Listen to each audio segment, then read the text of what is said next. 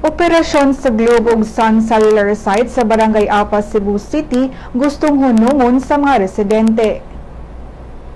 Gibasol sa mga lumulupyo sa Sitio Calvary ang radiation gikan sa mga cellular sites nga mao'y hinungdan sa cancer-related deaths sa lugar. Sulod sa 14 ka tuig, 19 na ka mga residente ang namatay tungod sa cancer. Kay namdumang ang Globe Cellular Site gitukod niya atong 2000 samtang ang Sun Cellular gitukod niya atong 2004. Apan matud sa Globe mao pa kini ang unang higayon nga dunay may reklamo. Si Apas Barangay Captain Ramil Ayuman nagkanayon nga miduol na sila ni City Councilor Noel Wenceslao aron mopasaka og resolusyon nga naghangyo sa pag-revoke sa special permits sa mga cellular sites. Ang special permits naghatag og katungod sa mga kompanya nga magtukod og cellular sites sulod sa residential area.